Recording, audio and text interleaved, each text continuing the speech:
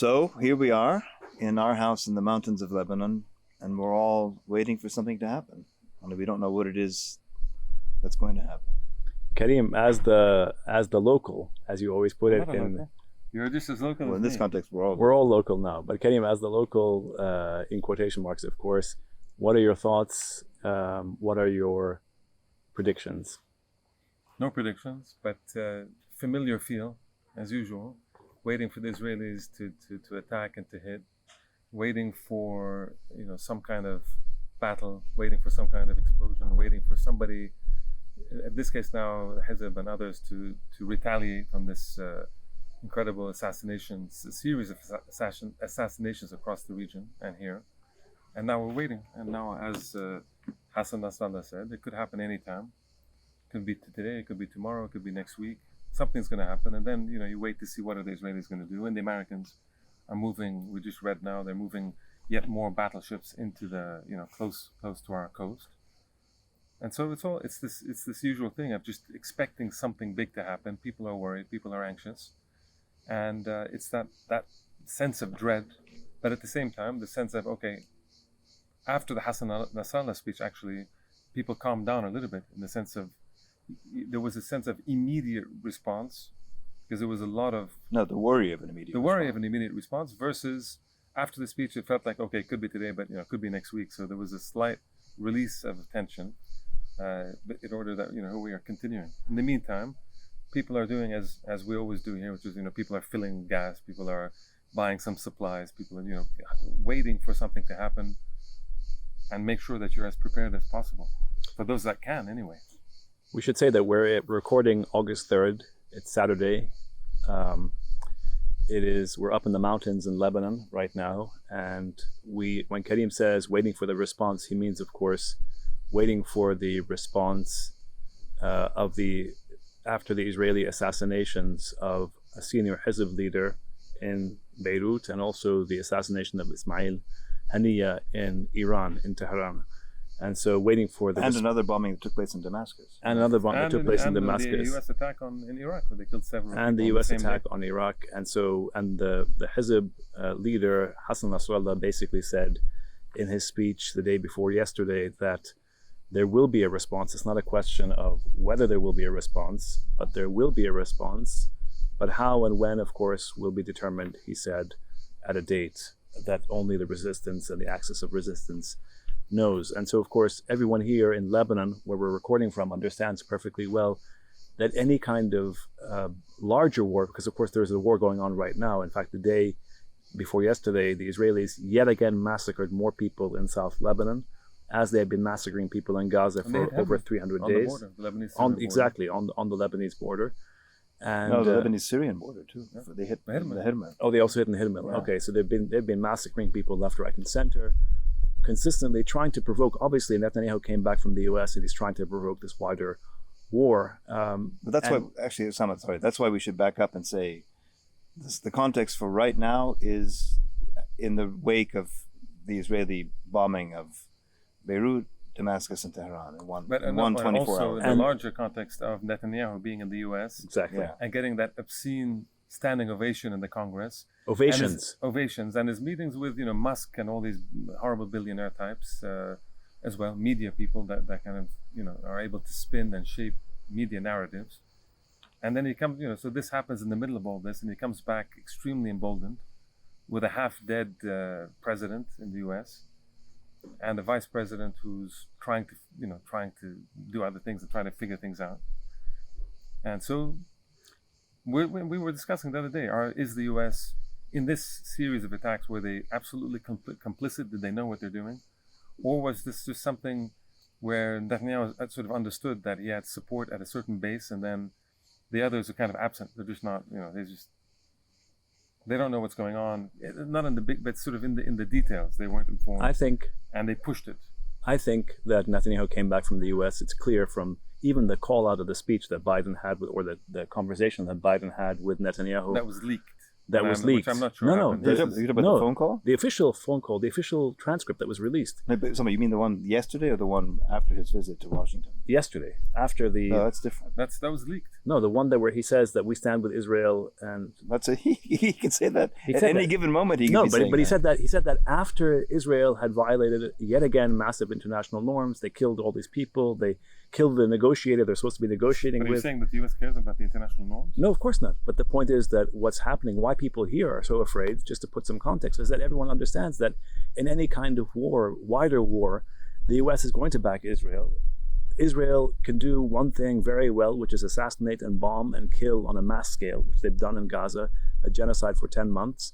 And Israel has bombed at will. It's bombed Yemen, it's bombed Syria, it's bombed Iraq, right? It's bombed Lebanon, it's bombed Jordan, it's bombed Egypt, it's bombed all these countries Tunisia in our lifetime.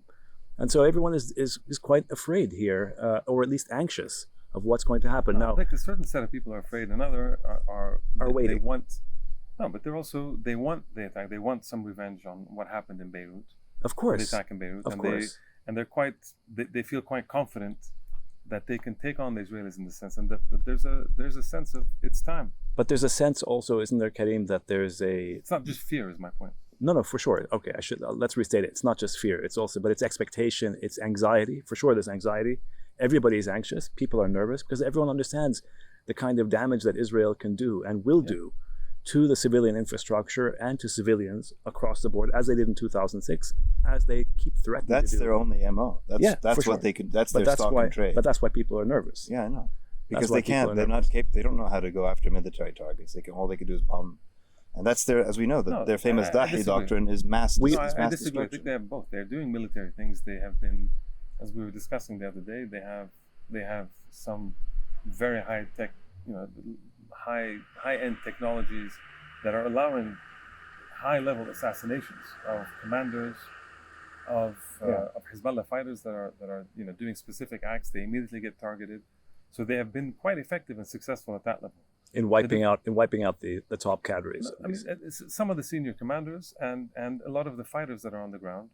But what Nasrallah was saying and others were saying is that that's war. That's part of the battle. They're prepared for that kind of thing, and they can inflict. They have been, but they can inflict a lot more damage on the Israelis. So unlike prior to 2006, when that wasn't the case, when it was a purely at most is a kind of defensive posture at most, now Hezbollah has the capacity for offensive as well. So that deterrence has gone to the offense and not just the defense. But we don't know to what extent. But you were saying, so Karim, I'd like to get your response, and then Sadi as well.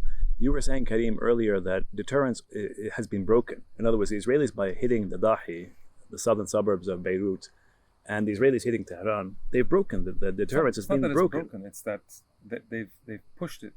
And the question is now, if Hezbollah doesn't respond in a way that's considered to be at least the same, then one can talk about a deterrence changing. Right now, you're waiting for the reaction. So the Israelis have pushed beyond the point where, if the Hezbollah does not respond properly, then for them, as far as the Israelis are concerned, say, okay, well, we can do it again. We can keep assassinating in Beirut because there was no proper response. So now we feel like we can do it.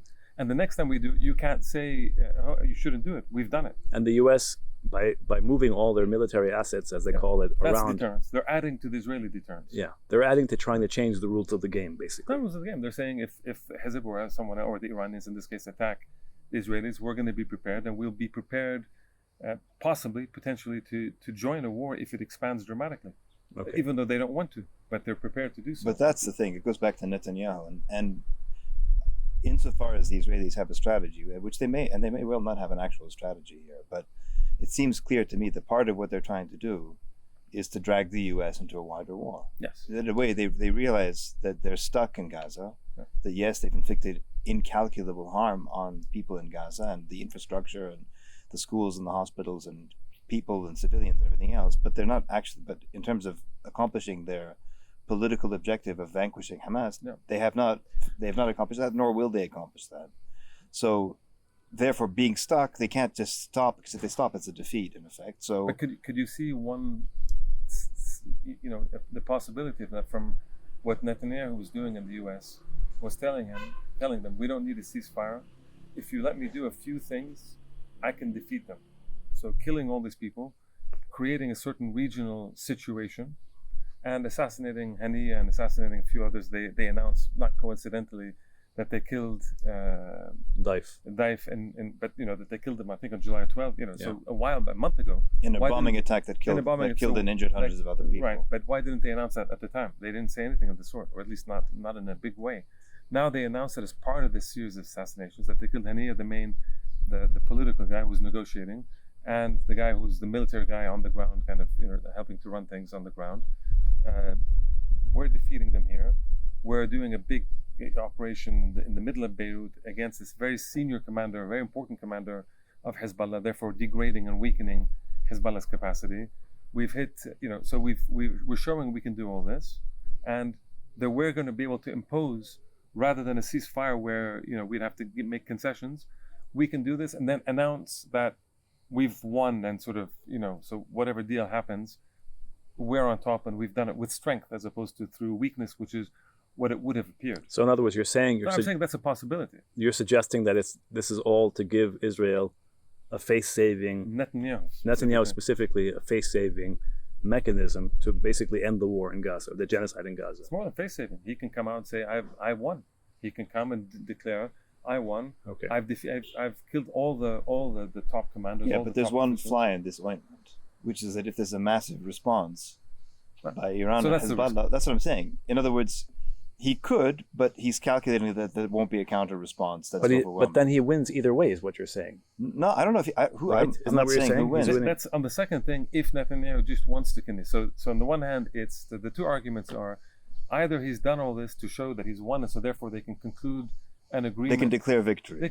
Like Bush did in Iraq. Mission accomplished. Mission accomplished in Gaza, and so because just to end that up, that's the one. The other one is to say they're doing this to draw Iran in, Hezbollah in, to draw the Americans in, and to keep the war going, because that serves Netanyahu's personal interest, so he doesn't get thrown into jail domestically and then deals with the international criminal courts and all the other cases that are against him, and all the anger, even domestically, in his own constituency to him. So it's difficult to know.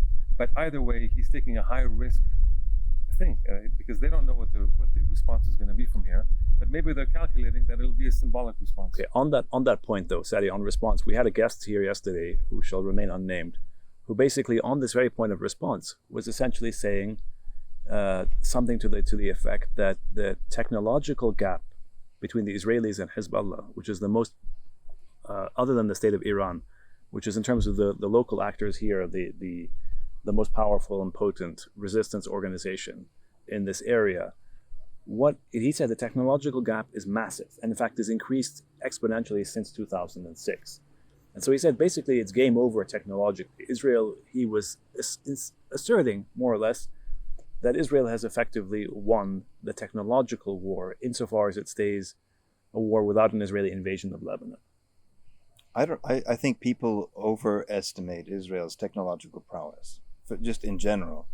So, for example, the Israelis pride themselves on technological advancement, on their own technological advancement, and hence they start doing things relying on high-tech, gear or equipment of various kinds that are actually, in fact, tactically, actually just stupid. I'll give you the most obvious example of this is their high-tech, super-duper, Merkava 5 or whatever the latest generation of the Merkava tank is, that has the world's foremost advanced reactive armor and also a system called Trophy that detects incoming missiles and reacts against incoming missiles and so forth, and it fires a counter missile it fires projectiles against incoming missiles. So super high tech. And so as a result of their reliance on high tech, they've broken the cardinal rule of armored warfare, which is that you don't send tanks unaccompanied by infantry. Because if they put their infantry near their tanks with these things firing off shotguns in all directions in response to incoming warheads. You're talking about Gaza? Yeah, it's specifically in Gaza, but this is an example of their high-tech dependence. So as a result, their tanks are being destroyed because the fighters in Gaza can literally walk up to them and put bombs on them, for which their high-tech isn't ready for that kind of calculation. But this is a ground invasion issue. No, we're talking about the assassinations. It's the principle. It's the principle of high-tech. In other words, just in general, Israel's self-congratulatory position on its high-tech does not necessarily translate into material advancements in the actual in the world in the field, right? But it does, because Karim is saying, in the sense it does. Karim is saying and pointing out what we all just saw this last week. They assassinated all these different leaders. They have a capacity. Yes. So the one place where they remain more advanced is they have aircraft, which the other side doesn't really have, and so they can do incredible bombardments from long range, standoff, etc., and in a way that they're, as far as we know, invulnerable to countermeasures. Nobody can shoot down Israeli planes, as far as we know. Maybe there's some weapons that we don't know about. I have no idea, but that's true. That's one technological gap. And they have the superpower behind them, the U.S. That's not a technological what's gap. that one? But the other one is that they are able to do Assassination? relatively precise, pinpoint. I mean, of course, in Beirut, they destroyed an entire building and killed and injured, I don't know, 100 people, something like that, right? But as far as they're concerned, that's relatively pinpoint compared to when they tried to kill Daif in Gaza, where they killed, as or I said. in 2006, yeah. I mean, so they're not always capable of doing these kinds of things, but there is a capacity for precision strikes. So-called precision strikes. So-called, of course, this is all relative to the Israeli, where they don't mind killing hundreds or dozens of people at a time to go after one particular person. But that's something that they have that, as far as we know, the other side doesn't have. So those are the two technological gaps that really exist: aircraft and anti-aircraft defenses, which, as far as we know, Hezbollah doesn't have, and Hamas certainly doesn't have, and this ability to do a relatively long-range relatively pinpoint attack. I don't know that Hezbollah can do that the other way around. I don't know that they can send a missile to go into somebody's bedroom window and kill the people inside the room. I don't know. I mean, maybe they do, but as far as we know, they don't, and that's where there's a gap.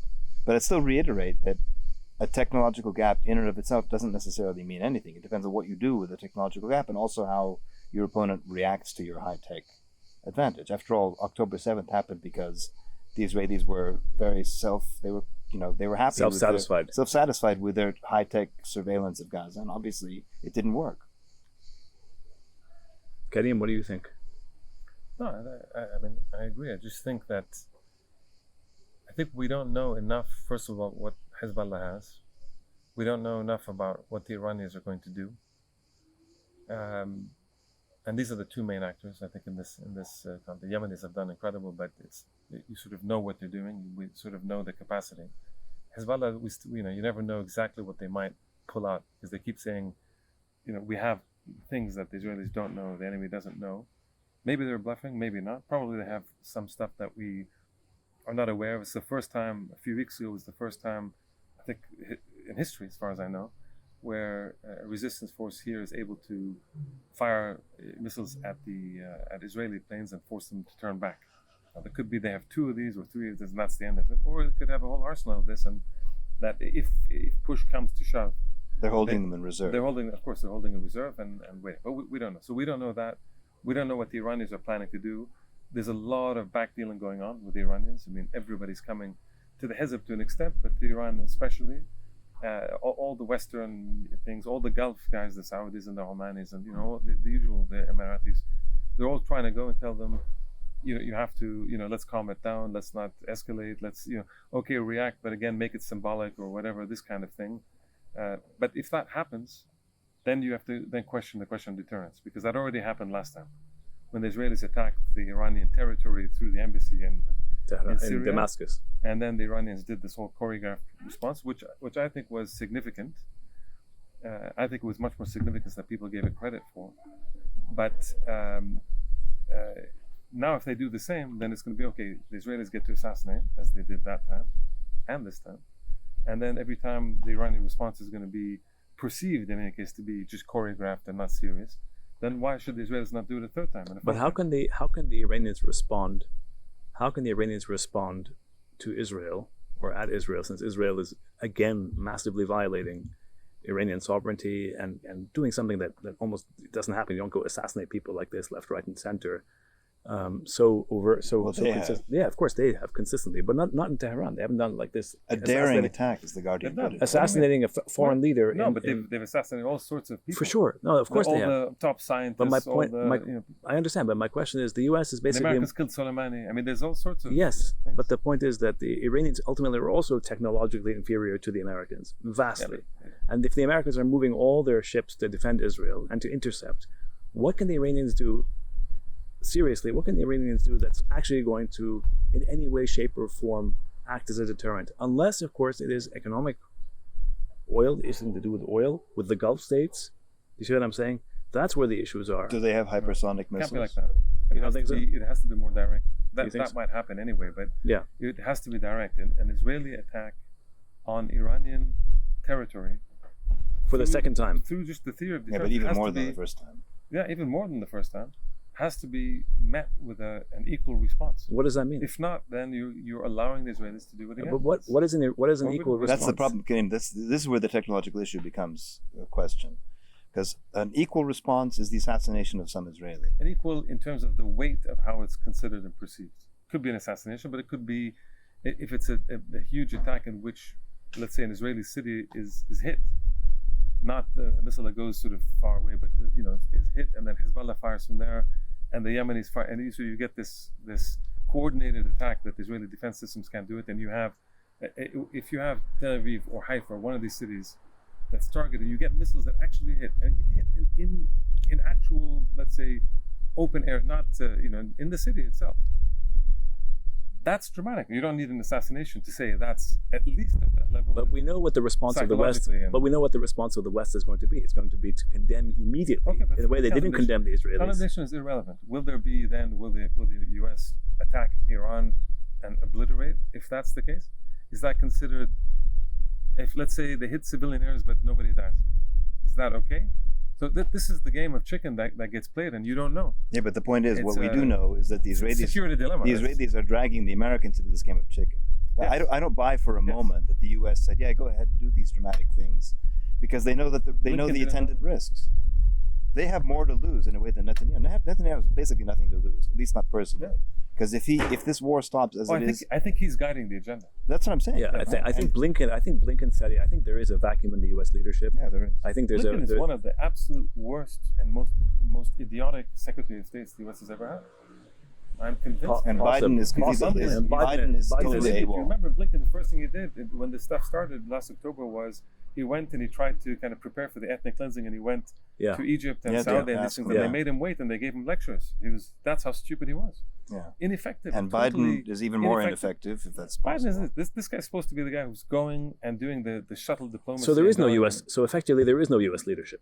It doesn't exist The as U.S. such. leadership became subservient to the Israelis in this case. Yeah, we go back In to many that. cases, We but go back to, particularly- what I've this. no argued- more so than in this case. Yeah, but what I've argued before, and this is where I think we need to see, is that up until now, as far as I read it, the Americans have given the Israelis absolute carte blanche in the genocide in Gaza. Like, But do they whatever you want, in Do other whatever words, to the you want. It doesn't Palestinians. matter. Kill Like, as many kill- Palestinian children as you want.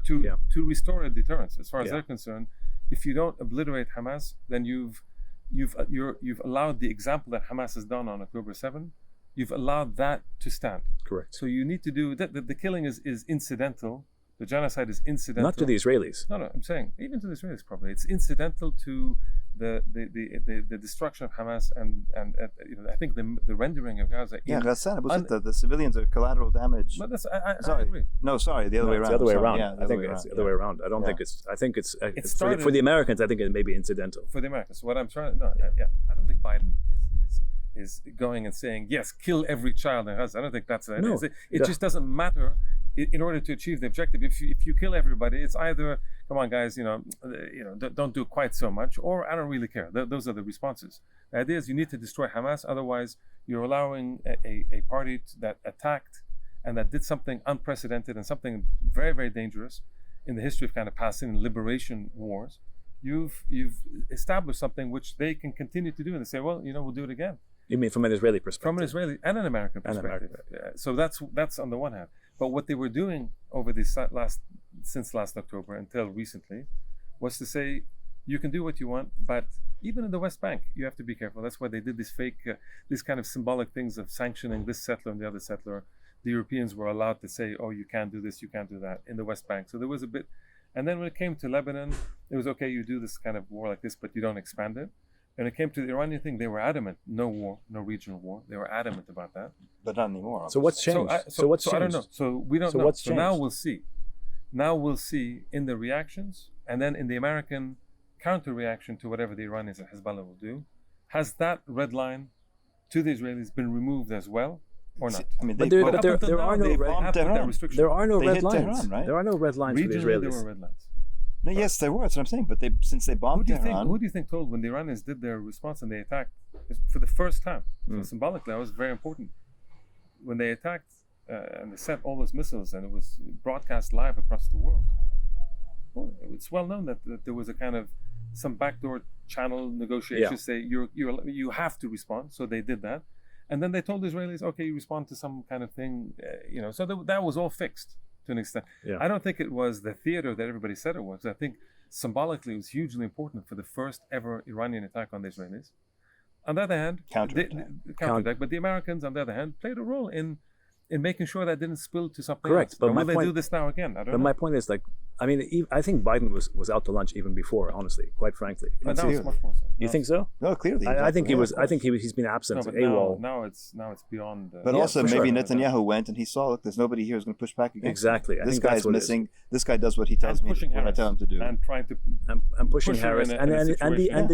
and the U.S. discourse, the official response is always so disgracefully pro-Israel. Doesn't matter what the Israelis It's so do. we always back them. anti-Palestinian, right? It's so anti-Palestinian. It's so hardwired. It's exactly. So Netanyahu is basically, what do I have to lose? This is my moment.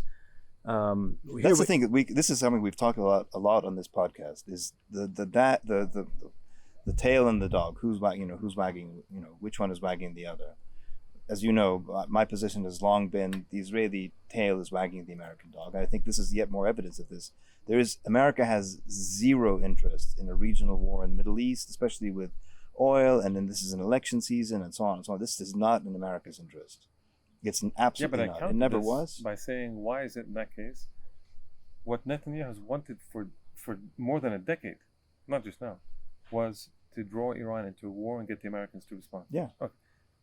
It hasn't happened because the Americans have stopped that from happening. So therefore, when they want to do something, they're able to get the Israelis to stop something. Yeah, that's what I'm saying. But now, but Kenny, my point is the dog and the yeah. But what I'm saying now is the tail went to the dog and saw the dog is lifeless, or I can pull strings and I can move the whole dog left and right. This last week specifically. Maybe this was always there and it's now become clearer than ever. The tail went to the dog. The tail went to the dog and it just picked it up and started throwing it around, and the dog was like, well, whatever. That seems to me, that to me is the most obvious explanation. Netanyahu went. He realized these people are going to give me 15 standing ovations. The guy in the White House is totally able. Many more than 15. Whatever. Yeah. The guy in the White House is absent. The guy in the State Department basically is one of them. Is essentially working with me, basically. In effect, the guy in the Pentagon has no clue what's happening anywhere in the world, as far as I can tell. And there's nobody to say no. There's no adult in the room. These people like Sullivan and the other guy, the guy in the White House, who you could tell that there's a kind of arrogance that they have, where they think that they're much smarter than they actually are. That all of that is a recipe for Netanyahu taking advantage of the situation in the U.S., of this vacuum. No, I think that's clear. But the only thing I'm saying is that I think we all agree on this. I just think we need to wait to see what the U.S. reaction will be. Will they try to calm things down? Now they're sending all their envoys around to try to calm things down from the regional perspective. That suits the Israelis, because the Israelis are the ones who did the attack, and so if everything calms down now without any counterattack, they've won that. But Nasrallah said very clearly, and the leader in Iran also said very clearly that there is going to be a response. So again, let's end this. We need to see what the Americans will tell the Israelis in terms of what their response will be to the Iranian and Hezbollah response. But that depends on what the response is. Okay. Right? In other words, I think you give way too much. Karim, actually, it's an interesting point you're making. You're basically making the point to Sadi that, yes, as much as the tail wags the dog, nevertheless, Karim has said there's always been a consistent U.S. line, which is that you're not allowed to go beyond Palestine and Lebanon. Just to stick with the metaphor, the tail is wagging the dog, and the dog's claws are stuck into the ground at a certain point. So the tail only has so much purchase. It still is the tail wagging the dog. Yeah, but Karim's point is that there are regional interests that the U.S. have that ultimately he thinks will trump this particular sort of. I think why would they let him? It's a continuum. In other words, as far as they're concerned, the Hamas and the Palestinians in general, but Hamas specifically, kind of attacked the Israelis. They interpreted it, and again, we go. Who's they?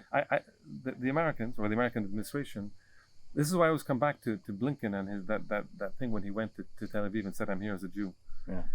I always come back to that because it shows it's a continuum. As far as they're concerned, what Hamas did was an attack on them. So On him. But on him, and he thinks he represents America, so therefore it's on America.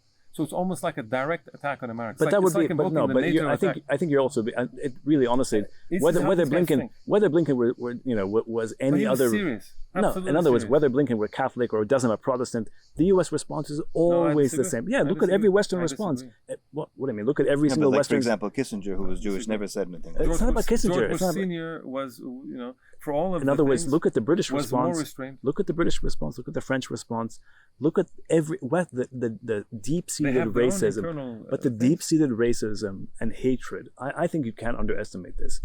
In terms of they always automatically side with Israel whenever Israel is. Yeah, but the question is, the big question is Hezbollah. And they also they've been restrained in terms of the Israelis attacking Lebanon, in terms of expanding. That's clear. So the hatred is there, not just for Hamas, or Palestinians, but for Lebanese as well, or at least that section of Lebanese. This is the point. The question is, when America's own vital interests are brought are threatened, which they are, if there's an open-ended expansion of this war, that will threaten America's vital interests. So therefore, when it's their interest is directly involved, they tell the Israelis no. Not necessarily. This comes back to the question.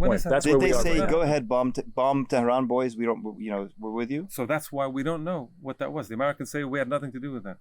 Do I believe them? Probably not. But I doubt that they were like, yeah, do it. So if that were the case, if that's the case, that Israel has violated an American red line, because the Americans invested in Haniya and negotiations. But if Israel, if the United States is, as you're saying, Karim, from a geopolitical realist reading, saying that they basically don't want this to expand, why are they encouraging Israel, defending Israel, in fact, enabling Israel's impunity? Why have they lifted their red lines? Why do they keep lifting the red lines? Different. It's not different. No, and these things you have to look at what they do, not what they say. They have to come out and say, we are going to, if anybody attacks Israel in a serious way, we are going to defend them. Why? Because that's why Israel violated a U.S. red line. It's what they say. That's why I'm saying. Let's see what they do. Israel attacked the USS Navy ship. That's in '67. Okay, but nevertheless, and the Americans went and covered it up for them. Yeah. So, but the question is, let's see what they do. This is why I think we're now in this moment of, we're not quite sure, because that's true. I agree, but we're not sure. But what's happened until today, we can say, is that Netanyahu has taken the agenda, and he's the guy in charge now.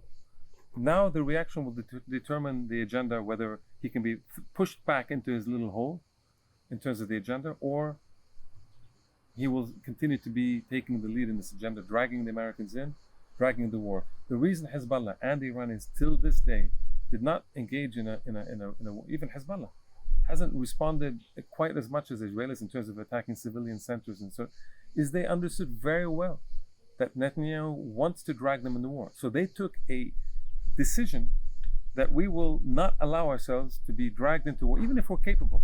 We won't allow ourselves to be, because this is what they want, and this is not what we want. If they do it now, that means you're still playing into Netanyahu's agenda. So how do you balance those two things? Yeah. That's a total catch-22. So this is exactly what I'm saying. So this is why we don't know. And I don't think anybody knows, because we don't know what the Iranian response is going to be. Now you have leaks. This Barak David guy who keeps leaking. Whatever his name is, the guy on Twitter. Ravid. Keeps on. Ravid. He keeps on leaking Israeli and American intelligence. So, but a lot of disinformation is mixed into that. They keep saying, okay, yeah, we're going to have the Iran, but we're going to make sure it's this. We don't know. We have no idea. We don't know. The Iranians have to restore deterrence. Hezbollah has to restore deterrence. That's what we know. Can they is the question. That's what we're going to find out. Can they, but also with what means? Because if they can't do a pinprick, relatively speaking, a pinprick thing, in other words, if they have to go for a big barrage to get through Israel's defenses, which of course are supplemented by the US and the Brits and the Jordanians and the Saudis and everybody else who at their service, then I don't know. That's also so we need to wait and see. Yeah, we don't know. Not enough information for us to make that assessment. By the time this recording comes out, whoever's listening or watching this will be like, these guys don't know what they're talking about. Or no, we're saying we don't know. We're saying we don't know. We don't know. We don't know.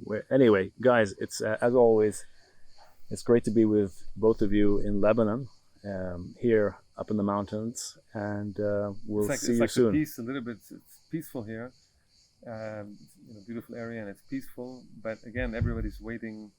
Peaceful up for here. something to happen. Yeah. It's that moment of just waiting. The calm before the storm. Yeah, a bit of dread, but a bit calmer than it was pre Hassan Nasrallah's speech, I think. For sure. But you're waiting, and let's see. Okay. Right. Let the crickets play out so people can get a feel for this place, because it is kind of magical.